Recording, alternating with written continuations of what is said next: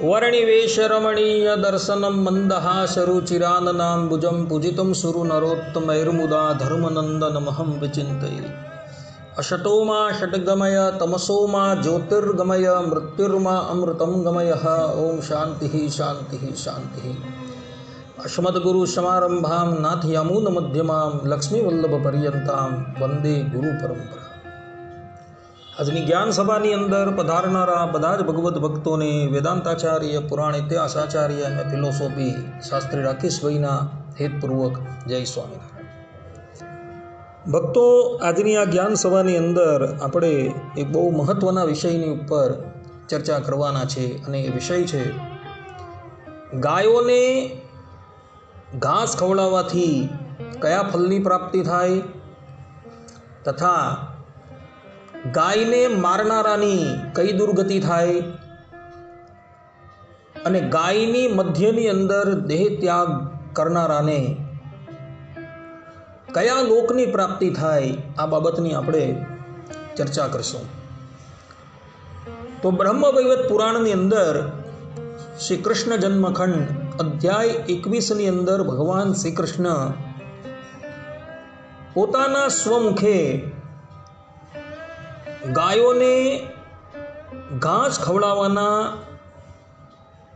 ફલની વાત કરતા પોતે કહે છે કે તીર્થ સ્થાનેષુ યત પુણ્યમ વિપ્રભોજને સર્વવ્રતોપવાસેષુ સર્વેષ્વેવ તપઃસુ ચ યત પુણ્યમ ચ મહાબાને યત પુણ્યમ હરિસેવને ભુવઃ પર્યટને યત્તુ વેદવાક્યેષુ યદ ભવેત યદ પુણ્યમ સર્વયજ્ઞેષુ દીક્ષાયામ ચ લભેન્નરઃ તત્ પુણ્યમ લભતે પ્રાજ્ઞો ગોભ્યો દત્વા તૃણાની ચ।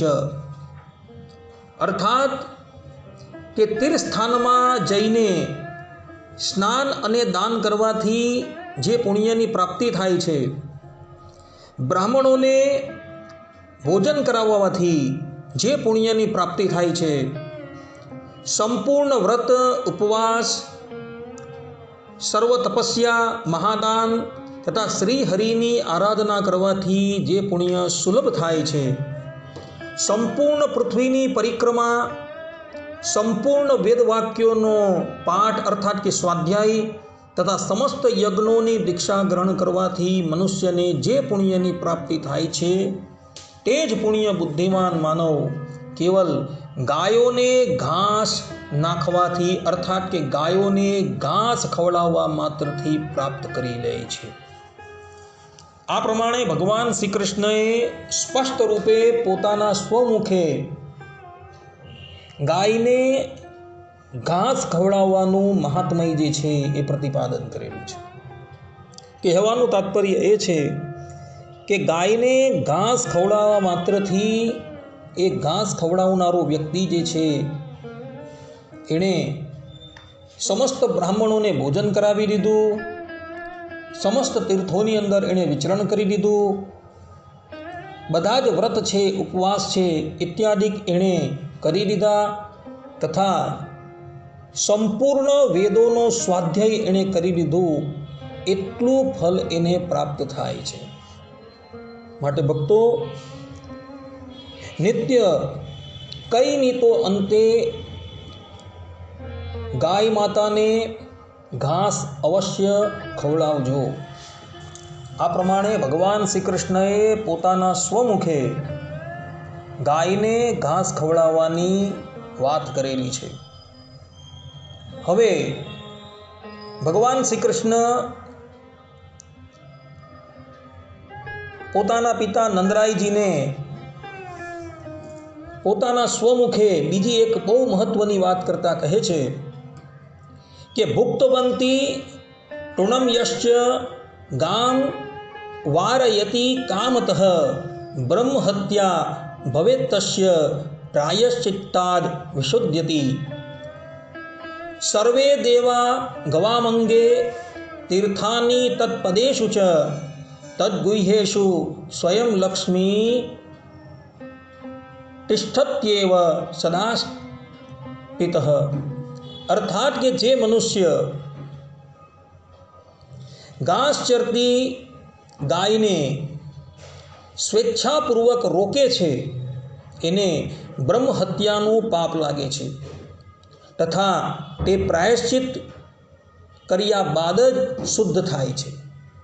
હે પિતાજી, સમસ્ત દેવતાઓ ગાયોના અંગમાં છે, સંપૂર્ણ તીર્થ ગાયોના પગમાં રહેલા છે અને સ્વયં લક્ષ્મીજી એના ગુહ્ય સ્થાન અર્થાત કે મલમૂત્રના સ્થાનની અંદર હંમેશા રહેલી હોય છે. અહીં ભગવાન શ્રી કૃષ્ણ પોતાના સ્વમુખે કહી રહ્યા છે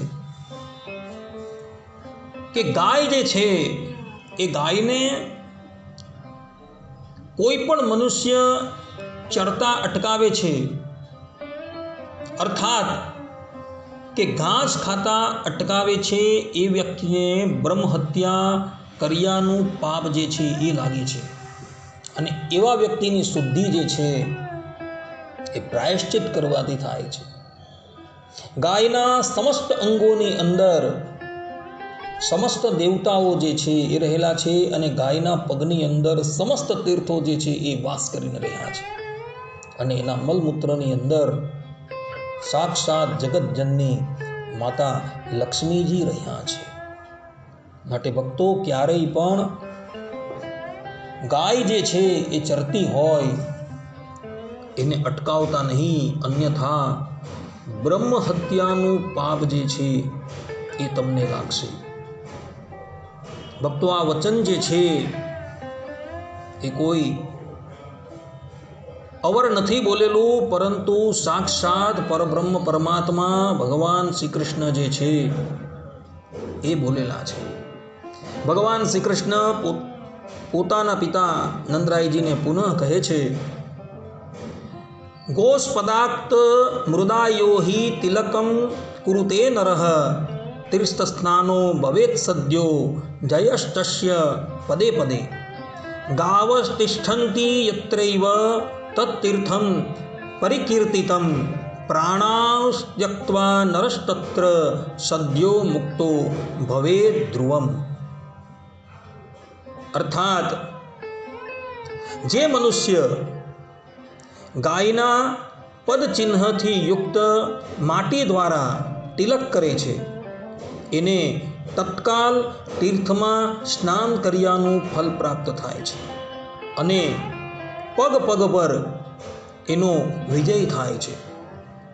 ગાય જ્યાં રહેતી હોય છે એ સ્થાન જે છે એ તીર્થરૂપ કહેવાયું છે.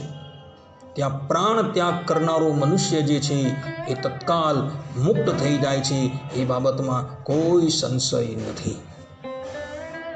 ભગવાન શ્રી કૃષ્ણ અહીં ગોરજના તિલકના મહિમાની વાત કરી રહ્યા છે. ભગવાન શ્રી કૃષ્ણ કહે છે કે ગાયના પદચિહ્નથી યુક્ત જે માટી જે છે એ માટીનું જે પણ કોઈક વ્યક્તિ તિલક કરે છે ને એને તત્કાલ તીર્થમાં સ્નાન કર્યાનું ફલ પ્રાપ્ત થાય છે અને એવા વ્યક્તિનો પદે પદે હંમેશા વિજય થાય છે. માટે ભક્તો, ગાયના પદચિહ્નની જે માટી જે છે એનું તિલક અવશ્ય કરજો. અને ગાય જે સ્થાનની અંદર રહેતી હોય છે એ સ્થાન જે છે એ તીર્થરૂપ હોય છે અને એવા સ્થાનની અંદર કોઈ પાપીમાં પાપી મનુષ્ય જે છે એ પણ જો ત્યાં દેહ ત્યાગ કરે ને તો એ પાપી મનુષ્ય પણ સંસારના બંધનથી મુક્ત થઈને ભગવાનના ધામની અંદર જાય છે. આ વાત કોણ કહે છે? સાક્ષાત પરબ્રહ્મ પરમાત્મા ભગવાન શ્રી કૃષ્ણ પોતાના સ્વમુખે બ્રહ્મવૈવત પુરાણની અંદર 21મા અધ્યાયની અંદર 87 થી લઈને 95મા શ્લોક પર્યંત કહી રહ્યા છે. માટે ભક્તો, ગાયના સ્થાનની જે માટી જે છે એ માટીનું તિલક તમે અવશ્ય કરજો. એ પ્રમાણે ભગવાન શ્રી કૃષ્ણનું કહેવું છે. હવે ભગવાન શ્રી કૃષ્ણ જે છે એ ગાયની હત્યા કરનારા તથા ગાયને મારનારા કઈ દુર્ગતિને પ્રાપ્ત થાય છે એ બતાવતા પોતે કહે છે, બ્રાહ્મણાનામ ગવામંગમ યો હંતિ માનવાધમઃ બ્રહ્મહત્યા સમમ પાપમ ભવેત તસ્ય ન સંશયઃ.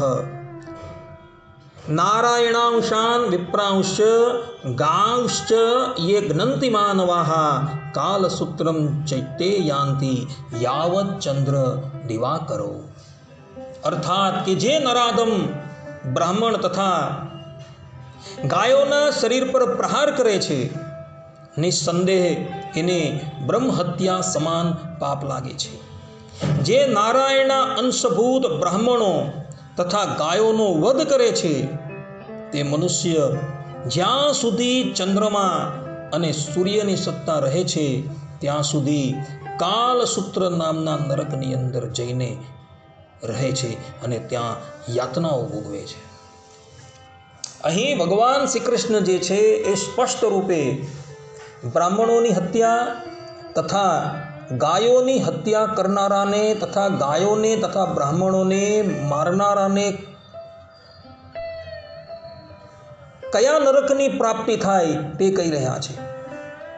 ભગવાન શ્રી કૃષ્ણ અહીં સ્પષ્ટ રૂપે કહે છે કે જે મનુષ્ય બ્રાહ્મણોનો વધ કરે છે, ગાયોનો વધ કરે છે, ગાયોને મારે છે, એ લોકો જે છે એ સૂર્ય અને ચંદ્ર જ્યાં લગીન આ બ્રહ્માંડની અંદર રહે છે ત્યાં લગીન કાલસૂત્ર નામના નરકની અંદર જઈને પડે છે. ભક્તો, આ કાલસૂત્ર નામનું નરક જે છે ને એ બહુ ભયાનક છે. શ્રીમદ ભાગવતના પંચમ સ્કંધની અંદર જે 28 નરકોનું વર્ણન કરેલું છે. આમ તો નરકો હજારે હજાર છે, પરંતુ જે મુખ્ય 28 નરકોની વાત કરેલી છે તેમાં આ કાલસૂત્ર નામનું નરક જે છે એ બહુ ભયાનક નરક છે. તો જે મનુષ્ય ગાયનું તાડન કરે છે, ગાયને મોતને ઘાટ ઉતારે છે, એનું માંસ ભક્ષણ કરે છે, એનું માંસ જે છે એ રાંધે છે, એ બધા જ લોકો જે છે એ આ કાલસૂત્ર નામના નરકની અંદર જઈને વાસ કરે છે. માટે ભક્તો, ક્યારેય પણ ગાયનું તાડન ન કરતા, ગાયની હત્યા ન કરતા, બ્રાહ્મણની હત્યા ન કરતા, બ્રાહ્મણનું તાડન ન કરતા, અન્યથા તમારા બધાએ પણ કાલસૂત્ર નામના નરકની અંદર જવું પડશે. ભક્તો, જે લોકો ગાયોની હત્યા કરે છે ને એ લોકોએ ભગવાન શ્રી કૃષ્ણના આ વચન જે છે એ વિચારવા જેવા છે. આ વાત કોઈ અવર ભવ બ્રહ્માદિક દેવતાઓ નથી કરતા, પરંતુ સાક્ષાત શ્રી કૃષ્ણ ભગવાન કરી રહ્યા છે. કારણ કે આ જ બ્રહ્મ વૈવત પુરાણની અંદર પ્રકૃતિ ખંડની અંદર ગાયની ઉત્પત્તિ બતાવેલી છે. બ્રહ્મ વૈવત પુરાણની અંદર પ્રકૃતિ ખંડની અંદર ગાયની ઉત્પત્તિ બતાવતા થકા ભગવાન વેદવ્યાસજી પોતે કહે છે કે એક સમયે ગોલોકની અંદર ભગવાન શ્રી કૃષ્ણ પોતાની પટ્ટ મહિષી રાધાજીની સાથે બિરાજમાન હતા અને એવા સમયની અંદર ભગવાનને દૂધ પીવાની ઈચ્છા થઈ ત્યારે ભગવાનની ડાબી ભુજામાંથી સુરભી ગાયનું પ્રાગટ્ય થાય છે અને પછી ત્યાં ગોવાળો એ ગાયને દોહે છે અને એનું દૂધપાન જે છે એ ભગવાનને કરાવે છે. આ પ્રમાણે ગાય જે છે કોઈ અવર નથી, પરંતુ એ સાક્ષાત ભગવાન શ્રી કૃષ્ણનું સ્વરૂપ છે. અને જે લોકો એ ગાયની હત્યા કરે છે, ગૌમાંસનું ભક્ષણ કરે છે, એ લોકો ભગવાનનો દ્રોહ કરે છે, ભગવાનની હત્યા કરે છે. માટે ભક્તો, આ પાપથી હંમેશા બચજો. કદાચ કોઈ સ્થાનની અંદર કોઈ વ્યક્તિ ગાયોની હત્યા કરતો હોય ને તો ગાયની રક્ષા કરવાને અર્થે તમે ઢાલ રૂપ થઈ જજો અને ગાયની રક્ષા કરજો. ગાયની રક્ષા કરતા થકા કદાચ તમારું મૃત્યુ પણ થાય ને તો મહાભારત કહે છે કે તમે સીધા જ ભગવત ધામની અંદર પ્રવેશ કરશો.